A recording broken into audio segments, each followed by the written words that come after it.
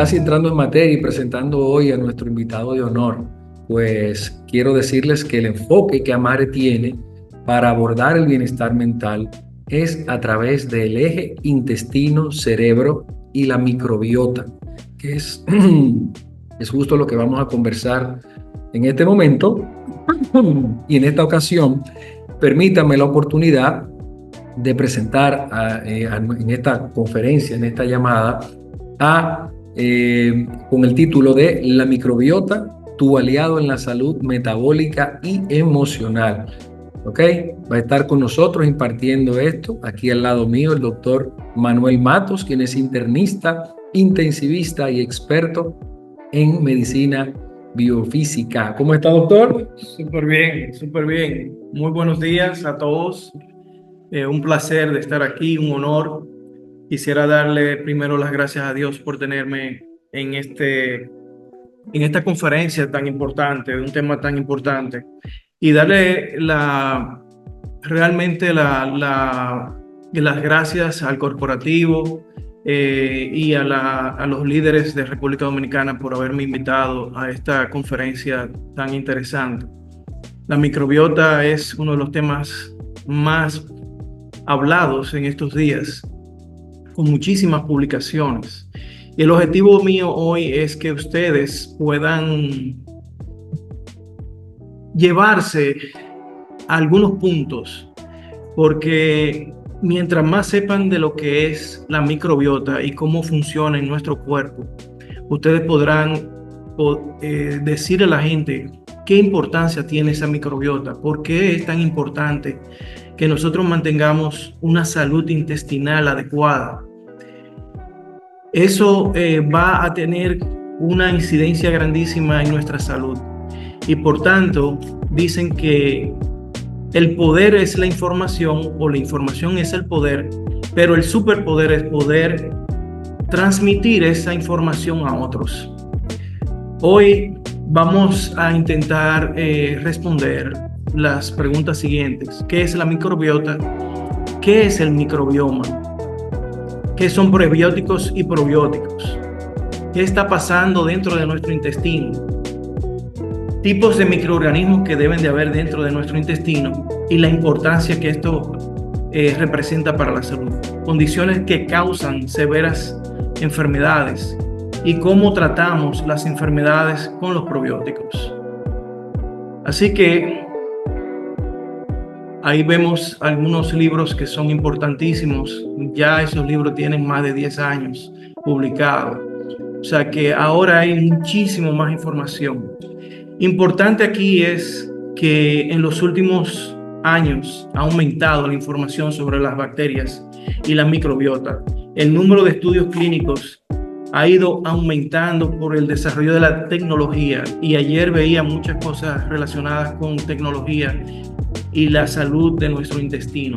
Tenemos microorganismos en todo nuestro cuerpo, principalmente en los orificios, en la piel, pero la mayor cantidad está en el intestino. Por eso el intestino y su flora intestinal es lo más importante.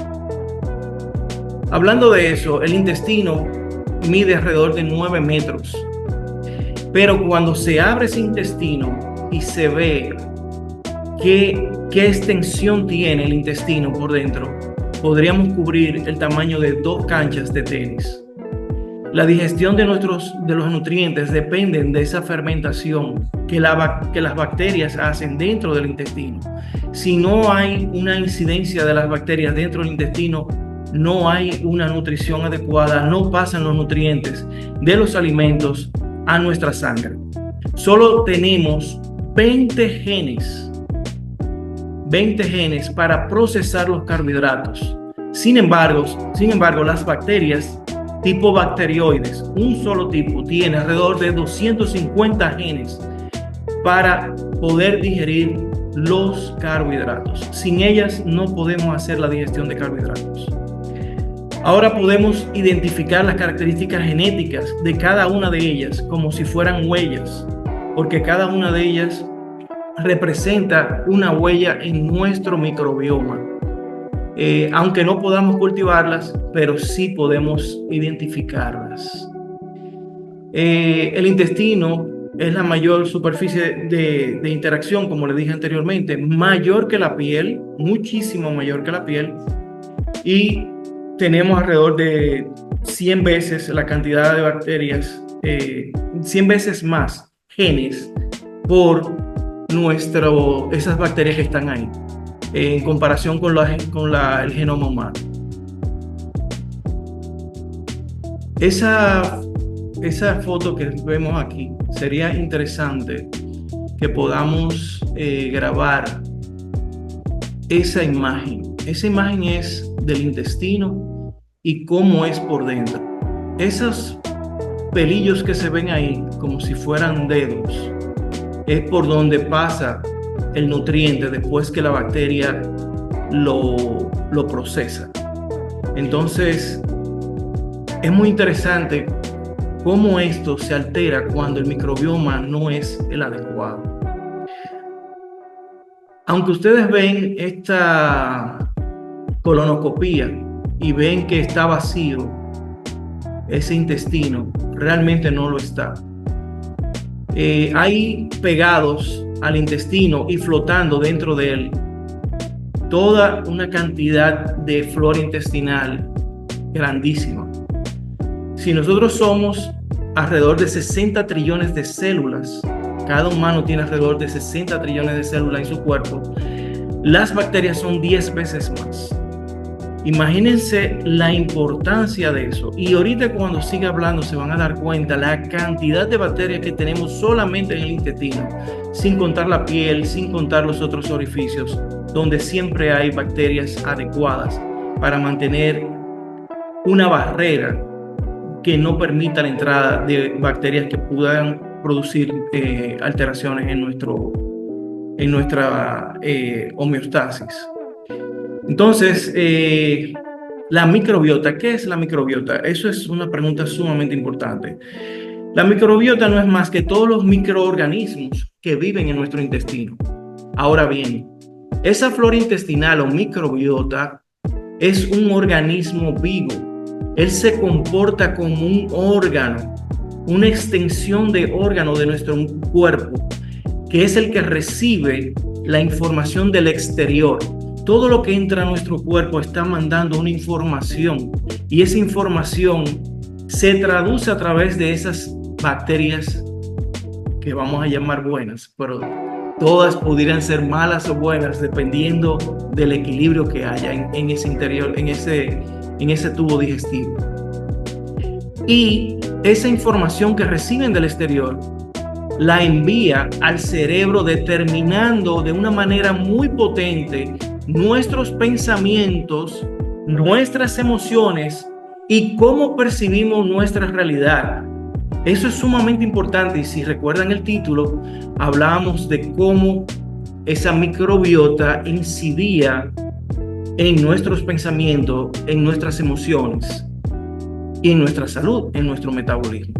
Ahora, el microbioma es la colección completa de genes encontrados en esa microbiota. Imagínense que tenemos 100 veces más en el intestino, solamente 100 veces más la cantidad de microbiota que de células humanas. O sea, si tenemos 60 trillones de células, nosotros tenemos 100 veces más esa cantidad de bacterias. Entonces, ¿qué va a significar eso? Que son alrededor de 100 veces más de lo que contiene el genoma humano, está en esas bacterias, en esa cantidad de bacterias. O sea que nuestro genoma humano es alrededor de unos 20,000. Sin embargo, los gusanos tienen 19,000. Ahora, ¿qué nos diferencian de un gusano? En cuanto a la parte de genes, que las bacterias del intestino nos aportan una cantidad 100 veces más de genes que son con lo que vamos a poder procesar esa información que recibimos. Aquí tenemos una gráfica que nos habla de la diferencia entre la procariota, que son las bacterias, y las células del ser humano, que son eucariotas, tanto el vegetal como el animal. Y ellas tienen ese genoma esparcido en todo su citoplasma, no están en el núcleo precisamente. Aquí hay algunas gráficas, pero vamos a seguir hablando. Esta parte es interesante. Las bacterias son muy pequeñas, como vieron, son microscópicos. Esas células son microscópicas. La proporción, como dije, de entre la microbiota es 100 veces más que el genoma humano. El 99% de nuestro DNA es aportado por esas bacterias, porque esa información se va integrando a nuestras células. Dije que eran alrededor de 20.000, vi en algunas publicaciones que eran 30.000 genes que tenía el genoma humano, pero con ese aporte bacteriano, y las bacterias en sí tienen alrededor de 2 a 20 millones de genes que son aportados por las bacterias. La cantidad de bacterias se puede pesar y son alrededor de 2 a 3 kilogramos de bacterias que tenemos en nuestro cuerpo, que serían de 1 a 1.5 litros. Son miles de especies diferentes, donde hay 10.000 especies. 50 a 65 gramos diarios de carbohidratos especiales, que voy a hablar de eso ahorita con más especificidad, deben de ser ingeridos para mantener la salud de nuestro microbioma, y se producen alrededor de 1 a 4 litros de gases diarios. Ahora, en las heces fecales vamos a encontrar un 50% de las heces son bacterias vivas y bacterias muertas. Por eso hay que estar siempre, yo lo tengo siempre, esas bacterias, hay que estar siempre reponiendo esa cantidad de flora intestinal adecuada, porque la vamos perdiendo. Ellas van muriendo, van saliendo en las heces y se va cambiando esa microbiota, la cual hay que reponer. Importante, las bacterias son, ese microbioma es importante para la salud y la supervivencia del ser humano. Se ha determinado que en ratas o en animales libres de gérmenes tienen deficiencias nutricionales, hay un pobre crecimiento, hay barreras defectuosas en el intestino, lo que le llamamos el liquid gut, que es el liqueo del intestino. El sistema inmune se desarrolla de forma defectuosa, y vamos a hablar un poquito más de eso más adelante. Una producción defectuosa de anticuerpos, señores. Eso es sumamente importante. Si no tenemos los anticuerpos adecuados, si no tenemos el sistema inmune adecuado, que es aportado en parte por esas bacterias buenas, comenzamos a tener problemas. La producción y el desarrollo anormal de neuroquímicos o neurotransmisores en el cerebro. Tu microbiota es única, es como una huella. Es una huella digital o una huella energética, si podemos hablarlo así. Cada quien tiene una huella, un microbioma diferente, porque es el resultado de la exposición a diferentes tipos de alimentos, a diferentes tipos de ambientes a los cuales nos exponemos.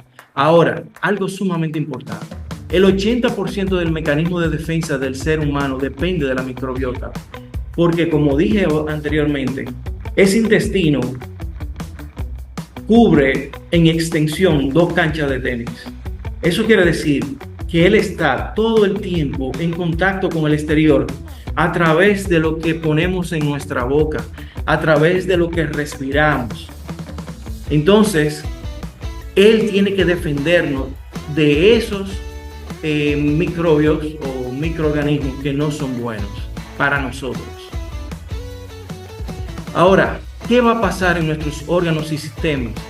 Que si hay una alteración de la microbiota, eso se llama disbiosis, esa alteración de la microbiota, vamos a tener una incidencia de enfermedades en esos órganos. Y ahí hay solamente 8 órganos, incluyendo también la artritis y el tejido adiposo. O sea que todo eso se altera cuando nosotros tenemos una alteración de la microbiota. La microbiota similar en los miembros de son similares en los miembros de una familia. Entonces, ¿qué pasa? Que en esa familia se come una determinada diversidad de comida, que todos comen lo mismo. Por lo tanto, tú vas a encontrar y se manejan en un ambiente similar. Si tienen animales en la casa, pues van a estar en contacto con esos animales. Van a estar recibiendo más o menos la misma información microbiana que otras familias. Y por eso vamos a tener también que en gemelos, increíblemente, puede haber uno gordito y uno delgado. ¿Por qué? Porque su exposición puede ser diferente a ciertas bacterias que a otras bacterias. Y ya sabemos que hay muchas personas que son delgadas porque tienen un microbioma que le ayuda a bajar de peso. Entonces, muchas veces tenemos una persona que no baja de peso y ha hecho de todo y siempre está gordita. Ahora, hay que ver cuál es la composición de su microbiota, porque su microbiota, de esa microbiota va a depender el metabolismo de esa persona. Y ahorita vamos a mencionar de que se hacían implantes de heces para poder, cogían, por ejemplo, una persona delgada, sacaban sus heces, pasaban esa información a una persona obesa y comenzaban a bajar de peso. ¿Por qué? Porque el metabolismo está regido por esa microbiota. Entonces, los gemelos tienen mayor similitud en su microbiota que los mellizos porque ellos se exponen más o menos a las mismas cosas. Siempre los gemelos andan juntos, se parecen mucho, tienen una composición muy similar. Entonces hay más similitud en los gemelos que en los mellizos. Pero la exposición temprana es la clave para determinar la microbiota del ser humano, del adulto. En nuestros genes y quiénes somos es importante. O sea, nuestros genes son importantes. Lo que heredamos es importante. Esa es la parte de la naturaleza que heredamos. Ahora, pero somos como vivimos. Entonces, ¿qué comemos? ¿Con qué nos relacionamos? ¿Cuál es nuestra interacción con el medio? Y puse esta gráfica porque está muy interesante. Estas personas se están dando un baño de lodo. Y ese baño de lodo tiene una cantidad de microbios y de bacterias que pueden ser adecuados para ellos mantener una microbiota adecuada. Recuérdense que muchas veces la gente consumía arcilla, porque la arcilla tiene una cantidad de minerales importantes que somos deficientes en ciertos momentos de nuestra vida, pero no solamente ingieren los minerales, ingieren una cantidad de bacterias que son apropiadas para el metabolismo celular. Aquí vamos a hablar de que el género, la raza, la edad y la geografía son independientes de nuestro microbioma, porque va a depender de la experiencia directa de nosotros con el medio y con lo que comemos. Ahora, el 75% de las especies de microbios son comunes al 50% de los individuos. 75 especies son comunes al 50% de los individuos y 75 son comunes al 50% de los individuos y 57 especies son comunes al 90% de los individuos. Ahora, esa diferencia puede cambiar dependiendo de lo que la persona coma o la cantidad de antibióticos que ha ingerido y por el tiempo que ha ingerido esos antibióticos, porque eso va a transformar su flora. Hay dos tipos predominantes de bacterias en las personas, que son los bacterioides, que tienen que ver con la producción de energía, el transporte de aminoácidos y el metabolismo de los carbohidratos. Ellos son los que se encargan. Ahorita dijimos que tenían alrededor de 250 genes solamente para metabolizar los carbohidratos. Los firmicutes son lo que hacen también metabolismo de carbohidratos y vitaminas. También tienen que ver con la degradación de los carbohidratos complejos, la síntesis de ácidos grasos esenciales, que de eso vamos a hablar ahorita un poquito, porque son sumamente importantes, y la fuente indispensable de los aminoácidos y las vitaminas. Tienen un bebé que está recibiendo seno. Ese seno también va a aportar una cantidad de microbios importantes para ese bebé, y eso es algo sumamente importante porque no solamente recibe bacterias, sino que a través de la leche va a recibir anticuerpos, y esos anticuerpos le van a dar una protección específica a ese bebé para que tenga una protección de su medio ambiente. ¿De dónde viene esa microbiota? Bueno, esa microbiota viene de tus padres, pero principalmente de tu madre, porque es con la que tú tienes un contacto más tiempo, más cercano y de más tiempo cuando tú naces. Al nacimiento hay unas diferencias que la habíamos hablado anteriormente, que depende si tú naces de una forma vaginal o si tú naces de una forma de cesárea. Se han hecho estudios por 20 años para ver cuáles son las bacterias, cuál es la mejor forma de nacimiento, y la mejor forma de nacimiento es la natural, vaginal. ¿Por qué? Porque esa persona va a recibir las bacterias del canal vaginal, del canal del parto, y esas bacterias son las que le van a dar a ese individuo ese equilibrio bacteriano que necesita para no tener el problema de enfermedades crónicas degenerativas, que es lo que pasa cuando nace por cesárea. Ese bebé va a ser manipulado con las manos, y manipularlo con las manos no es lo mismo de que nazca de una forma normal. Y ya se sabe que la hipertensión, la diabetes y una serie de otras enfermedades como fibromialgia están muy determinadas por la forma del nacimiento de ese bebé. Vamos a tener también una exposición postnatal, que puede ser normal, o es el bebé que entra al ICU, a la unidad de cuidado intensivo, que ya ese bebé va a tener otras bacterias que ya son resistentes a medicamentos. Edad al nacimiento también va a depender de qué tú vas a tener, si es un bebé a término o un bebé prematuro. Su relación con el medio va a ser completamente diferente. Las medidas de higiene, tanto en la casa como en el hospital, los antibióticos que se consuman, ya sea el tipo de antibiótico, la cantidad y la duración. La nutrición, ya lo hablamos, seno o botella. Entonces, en el adulto, a través de la respiración, va a recibir bacterias. Y no solamente bacterias, virus y hongos. Por la boca, la comida, por la piel, en contacto con los animales y su medio externo, por el hacinamiento, que vivan muy juntos en una situación de mala higiene, estilo de vida. Hay gente que le gusta mucho estar afuera o estar adentro, y el ejercicio tiene mucho que ver con una buena adquisición de microbiota.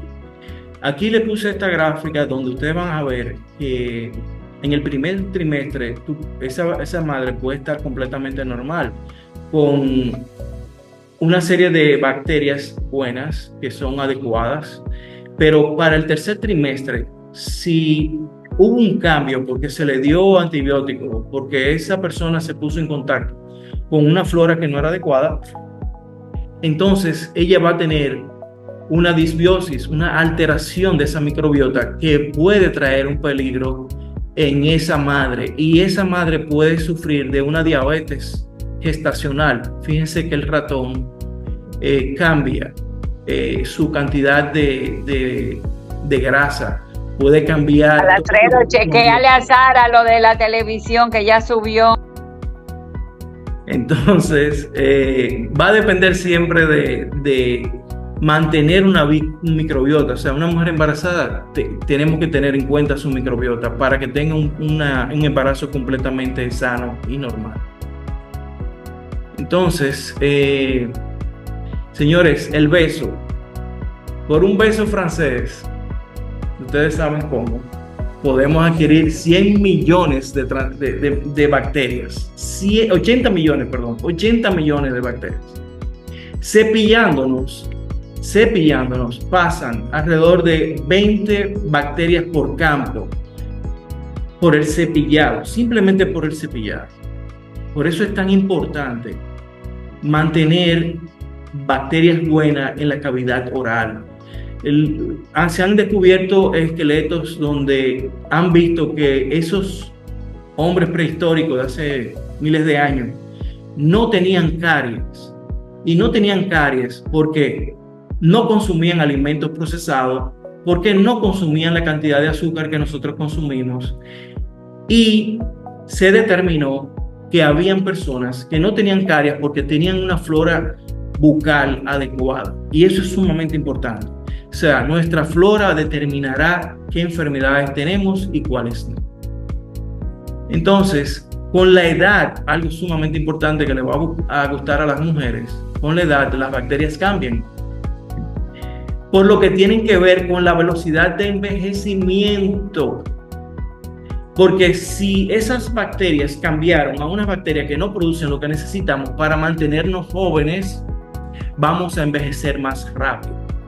Entonces, el impacto de los antibióticos es terrible porque mucho tiempo de antibiótico y mucha cantidad de antibiótico va a cambiar nuestra microbiota, la va a matar y vamos a tener que consumir o alimentos adecuados como prebióticos o vamos a tener que ingerir esos probióticos o de nuevo y muchas veces no funciona. Al año se le da antibiótico en una cantidad de 19.000 toneladas a los animales. O sea que nuestros animales, que muchas veces comemos esos animales, están contaminados con esa cantidad de antibióticos. Eso que dice MRSA, eso es meticilina resistente Staphylococcus aureus. Ese es un tipo de bacteria que produce más de 20.000 muertes anuales, solamente esa bacteria. Y eso ocurre porque se altera el microbioma de ese paciente por la cantidad de antibióticos que le damos. Así tenemos que el 85% de esos antibióticos van a ser de forma oral, o sea que van a ir a nuestro intestino y van a producir estragos en nuestro intestino. Los microbios impactan los fármacos y su forma de accionar en el cuerpo, porque ellos producen enzimas que alteran la estructura de ese antibiótico, producen factores que interfieren con sus acciones. Esos son los metabolitos, los famosos metabolitos que producen las bacterias en el intestino van a determinar cómo va a reaccionar nuestro cerebro, nuestro cuerpo a la ingesta de esos antibióticos. Pero ellos son los encargados de producir nuestra farmacopea, o sea, la farmacia de nosotros son es el microbioma, son los bacterias buenas. Si se altera el metabolismo por higiene, el intestino, aumenta la toxicidad. El aumento de la toxicidad viene por la ingesta de antibióticos, de acetaminofén, de morfina, de tamoxifén, que es un quimioterapéutico. Imagínense lo que pasa en el cuerpo de un ser humano.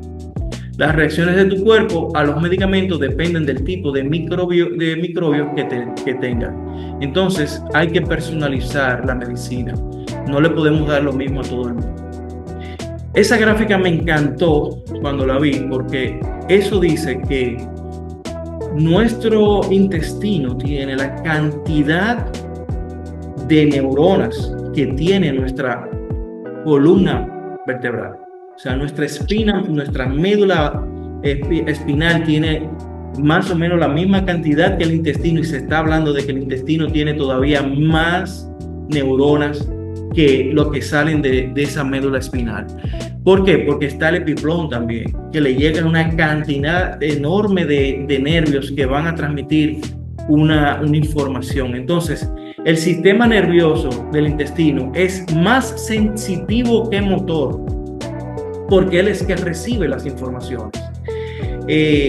Por lo que sentimos mariposas, por ejemplo, cuando nos enamoramos, ese sentimiento de mariposas, ese sentir lo da el intestino, no lo da el cerebro. Cuando nos da una diarrea por estrés, lo recibe el intestino. El que ha cogido un examen sabe que en un periodo de exámenes de mucho estrés, ¿qué va a pasar? Le puede dar diarrea, le puede dar constipación.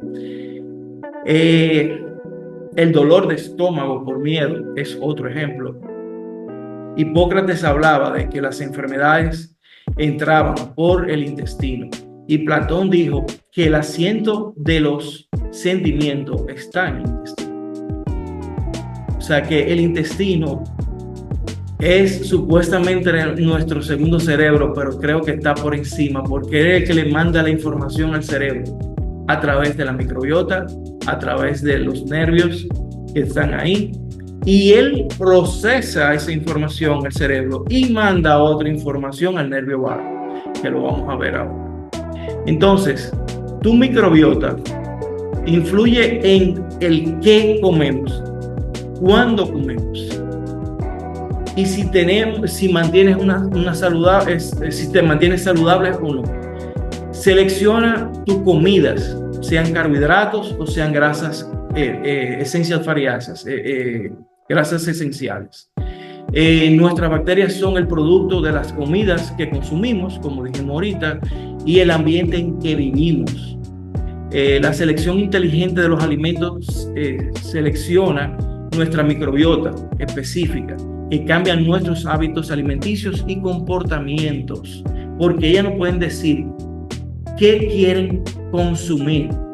Si tenemos una mala microbiota o una microbiota inadecuada, ¿qué nos va a mandar a comer?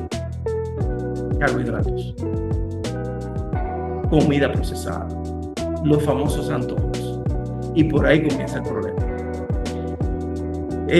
La dieta es la fuerza mayor que determina la microbiota, pero también nosotros podemos determinar qué tipo de microbios vamos a tener dentro de nuestro intestino y qué no. Y no solamente la microbiota está compuesta por bacterias, está compuesta también por hongos y por virus. Y los hongos, como la cándida, incide bastante en qué vamos a comer o no, porque ellos nos mandan una orden a nuestro cerebro para que elijamos lo que ellos quieren que nosotros consumamos.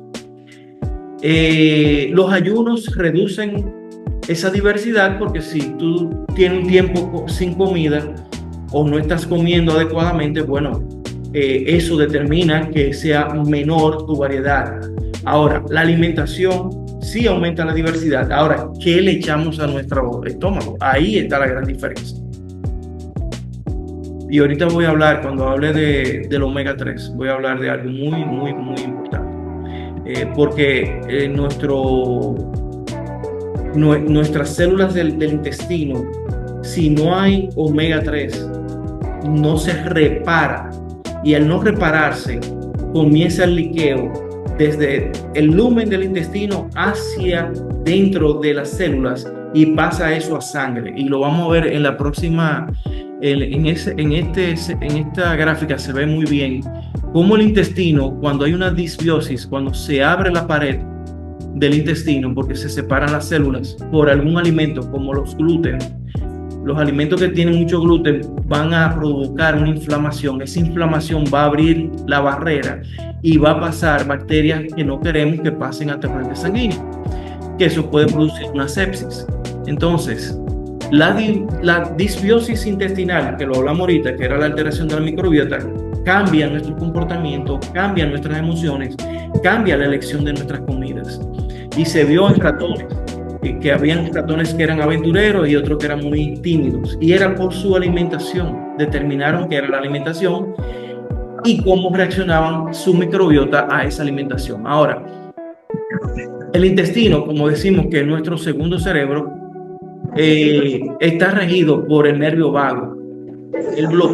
se determinó que el bloqueo o el daño del nervio vago hacía que perdiera drásticamente peso ese ratón o ese individuo. El exceso de estímulo nos lleva a comer excesivamente. O sea, ese es lo que va a equilibrar cuánto comemos o cuánto no comemos. Entonces, la microbiota regula la secreción de las neurohormonas.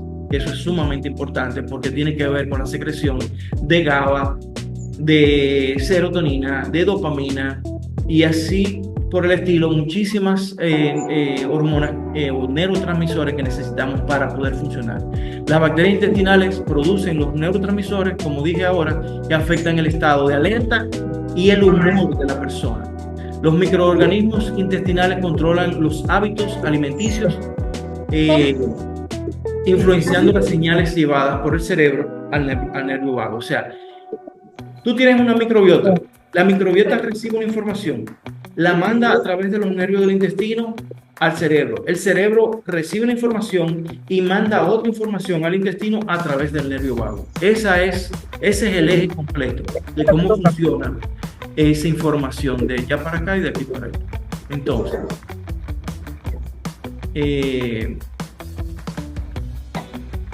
el estrés fisiológico, que no debe pasar de 5 minutos, que eso no pasa en nuestra sociedad, va a producir norepinefrina y epinefrina, que aumentan el crecimiento de bacterias específicas en aproximadamente 10.000 veces. Ahora, esas bacterias buenas, esas bacterias que producen esos neurotransmisores, permiten que bajemos de peso. Pero si tú continúas con ese estrés por muy prolongado tiempo, tú vas a dañar más que hacer. Entonces, si el estrés no es fisiológico, puede llevar a una sepsis por el cambio de estructuras bacterianas. Y he visto pacientes que sin ningún factor predisponente visible han hecho sepsis de una forma impresionante y supuestamente no tenían nada, pero su microbiota no lo ayudó. Entonces, los probióticos producen el GABA, que hablaba ahorita, que reduce la actividad de las neuronas, de las cuales se pega, causando relajación, sedación, relajación muscular y anestesia, etanol. O sea, no hay que beber si tú tienes una buena flora. Entonces, las bacterias inapropiadas te van a producir una obesidad. Cuando comemos los fast food, los famosos fast food, eso va a matar los microbios que mantienen la persona con una delgadez adecuada. Y ahí vemos en los ratones qué pasa. Son ratones idénticos, uno es gordo, obeso, tremendamente obeso, y el otro es normal. ¿Por qué? Porque se le cambió su flora. Al cambiarle su flora, cambió su metabolismo. Esto hay un poco de lo que hablamos ahorita, la dopamina que hace, la serotonina. La dopamina tiene mucho que ver con el Parkinson. Si no hay producción adecuada de dopamina, el paciente puede tener Parkinson. Y solamente el 50% lo producen los prebióticos, ni siquiera con los probióticos se hace casi al 100%. Entonces, en la serotonina tiene que ver con la regulación del humor, la memoria, el sueño, el conocimiento. Tenemos mucha gente que nos dice, estoy perdiendo la memoria. Hay que chequear su microbiota, porque incide. No está produciendo la cantidad de serotonina para mantener esa memoria adecuada.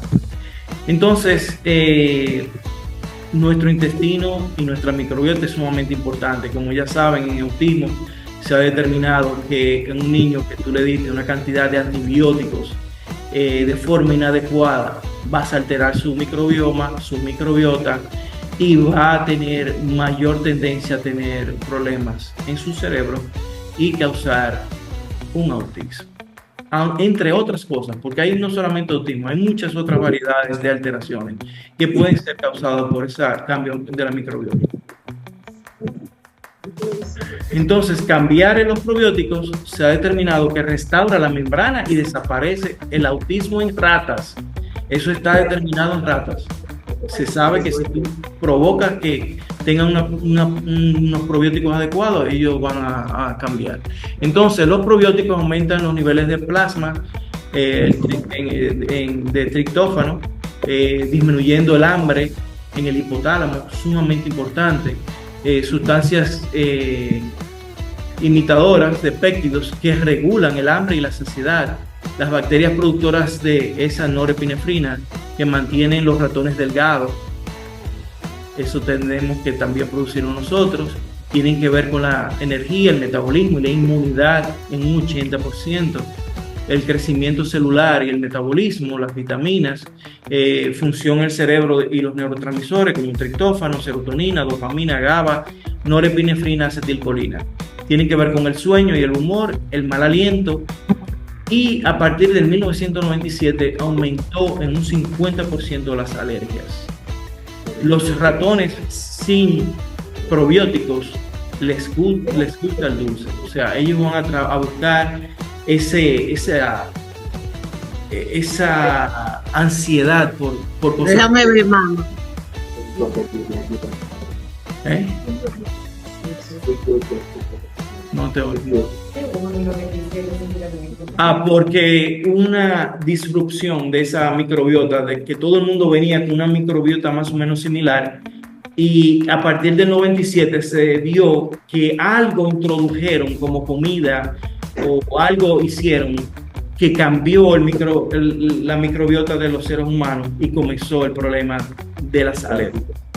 Antes no había tantas alergias. Tú tenías un paciente alérgico 1 en 100 o 2 en 100, pero ahora no. Ahora la mayoría, el 50% son alérgicos, porque aumentó la cantidad de cándida dentro de ese intestino, aumentó la cantidad de polímeros que se han puesto en, por ejemplo, implantes de silicón y una serie de cosas que producen una reacción inmunológica, y las pacientes son alérgicas a cualquier cosa que tú le des. Y se hacen más alérgicos porque ya tienen un sistema inmune que reacciona a cualquier cosa. O sea, cualquier cosa que caiga ahí que es extraño, lo identifica como parte de ese silicón que ya se le puso.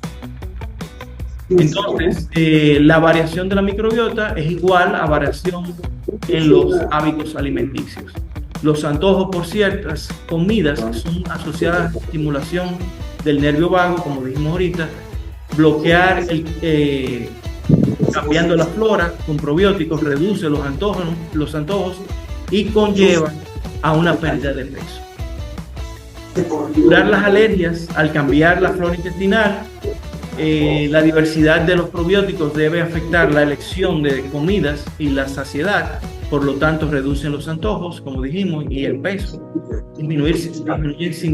Hay que disminuir significativamente los antibióticos, uso de probióticos, que son alimentos para la microbiota, y probióticos adecuados. Yo generalmente le digo al paciente que debe consumir probióticos de 3 a 4 veces al año, si están normales. Si ya hay una condición, pues entonces hay que consumir más veces al año. Ahora, en cambio de temporada, siempre le digo, si va a pasar de invierno a primavera, dale probióticos. De primavera a verano, probióticos. De verano a otoño, probióticos. Porque eso mantiene nuestro funcionamiento de una forma adecuada y vamos a envejecer menos. Usar los probióticos para pacientes obesos, desórdenes alimenticios, enfermedades autoinmunes, enfermedades neuronales, depresión, ansiedad, etc. Entonces, me gustaría saber quién se apunta para el baño de lodo. Sería excelente eso.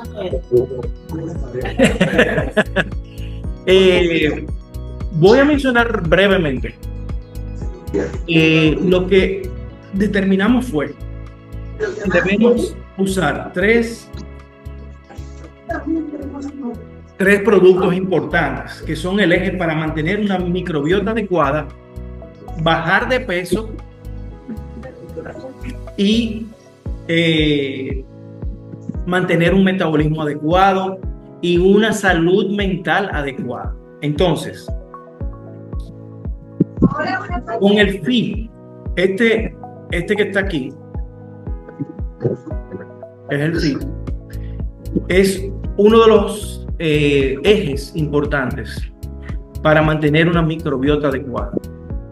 Esa microbiota la podemos mantener con este producto que va a estabilizar nuestra microbiota con los microbios, por decirlo así, que son adecuados. Nos va a apoyar en la pérdida de peso de manera saludable, mejora la salud del intestino, reduce la hinchazón y la inflamación. Señores, en el 2010, el Time, la revista Time, dijo que lo que más producía enfermedades era la inflamación. Por ahí comienza la enfermedad, cuando hay una inflamación. Y dijimos ahorita que si hay una inflamación del intestino, hay una brecha que se abre, hay entrada de bacterias a nuestro torrente sanguíneo y va a haber. Entonces, este producto es un producto sumamente importante que va a balancear nuestra flora intestinal, nos va a quitar esos antojos y nos va a hacer comer cosas saludables, comidas saludables, no lo que comemos muchas veces que son inapropiados. Entonces, el segundo es un quemador. Es el GBX Burn. Es el quemador. Ese quemador contiene una serie de hierbas que van a procurar aumentar la termogénesis en nuestro cuerpo. Al aumentar esa termogénesis va a comenzar la destrucción de grasas que no necesitamos. Esto también tiene una serie de aminoácidos, porque recuerden que muchas veces si no hay aminoácidos esenciales, el cuerpo va a tender a buscar cosas que no son adecuadas para poder suplir esa hambre. Y cuando hay una nutrición celular, no hay hambre, porque si nutrimos a la célula, no tenemos antojos. Lo que nosotros hacemos es comer para llenarnos, no para nutrirnos. Y la nutrición viene cuando nutrimos nuestras células. Entonces, el otro producto sumamente importante, de ahí voy a hablar algo sumamente importante también, es el Sunset. El Sunset, para mí, uno de los productos con los omegas más potentes que hay.